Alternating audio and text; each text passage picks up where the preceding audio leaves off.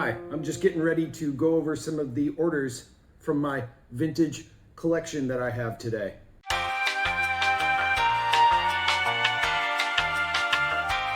Each week I go out and collect items from the 50s through the 90s, toys, games, books, and then I sell them online. First up is a household item. It's called a trivet. I think it's a trivet. Basically what it is it's like something to put hot stuff on. Now for the most part, it was usually used for like putting a pot of coffee on the table so you wouldn't have to keep it in the coffee machine. Or you could hang it on the wall when you weren't using it and it would have a funny little saying like, bless this mess, or ask for our free cup of coffee, which apparently this was for, it still could be for home, I suppose, but maybe some sort of diner, like a little mom and pop place. They have a free cup of coffee that you can get. Don't know, but they were all over the place when I was growing up, and now I don't see them too much anymore. And it's very heavy, made out of iron, and has a little piece of tile in it. Next, we're gonna be getting something out of the game section over here. This is one that I've had for a while. It's from 1987, and it's called Bafflers. I got it because it seemed interesting, but I really had never seen one of these before. And to tell you the truth, I've had it for a while. I think I've had it for a couple of years, and it finally sold.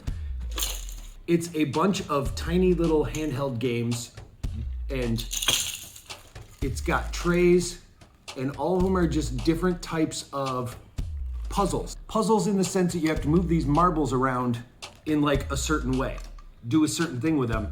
And on the back is the concept of how you win the game. And it's a whole tin full of them. Then from the book section, I have two books that are actually going out today. So two books, one big, one small. First up is a book called Who's in the Egg? ? The book itself was written and illustrated by Alice and Martin Provenson. And it's actually some really cool artwork. It kind of looks like it's painted ink. I'm not sure. It's hard to explain, but it's really cool. It almost looks like it should be on a canvas and not on a page. But it's just the story about some kids who found eggs in a pond while it was raining, and then they started pondering what's in an egg and where do eggs come from. And it's essentially like a precursor to going, here's how life happens, I guess? I'm not sure, but it looks really cool, and it's a huge book. And it's essentially just a bunch of big paintings, yet they're also kind of childlike. And it's from 1970. Then after that, we have the color book by Richard Scarry.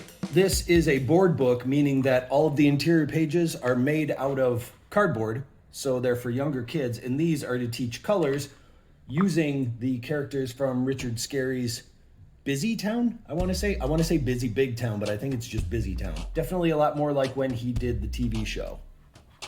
His work has changed very much over the years. And that is from 1976.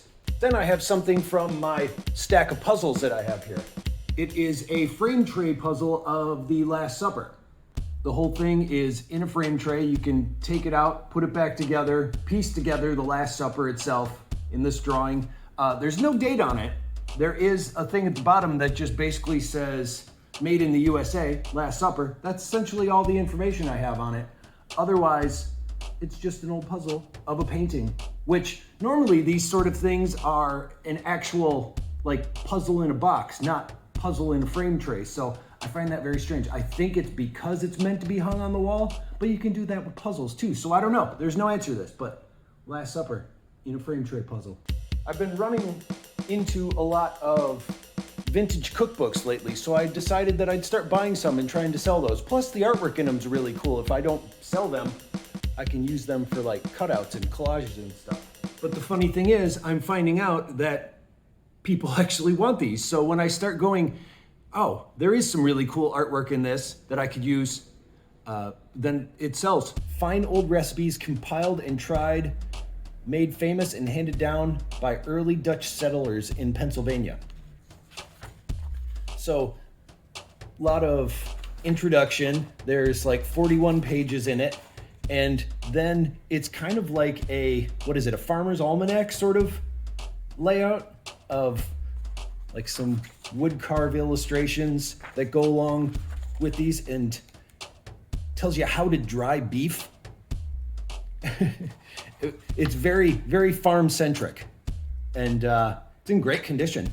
So there you go. And from what the book says, it says it's from 1937.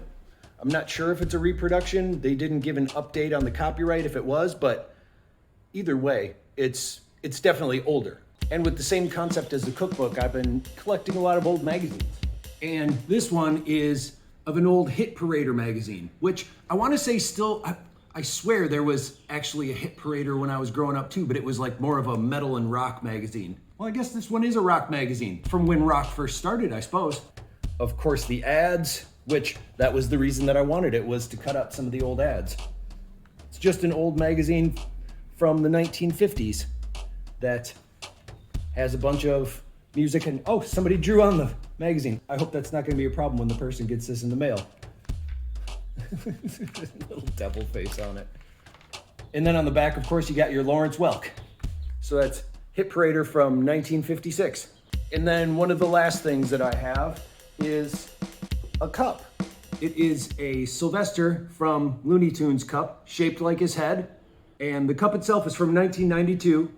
It's got the funny thing is when you look at them straight on, even though they draw them so that they can look at you this way in the cartoons, if you actually model their faces, it doesn't work. Look at that. His nose is blocking out his eyes. He would have to look at you like this to work like the comic. But the profile works. If I had to say which one I'm sad that I'm getting rid of today, I've got the trivet, the cup, Hit Parader magazine, cookbook, tray puzzle, the Richard Scarry book, and Who's in the Egg? I would have to say my choice would be, it's a tough one. I either want to say this because I've owned a couple of these and they're fun to drink coffee out of in the office.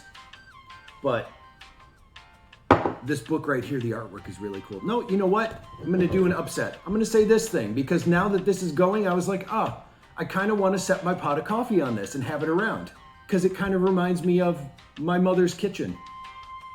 Yeah, my nostalgia pick for this week is going to be this one. I'm sad to let this one go. So that's what sold today.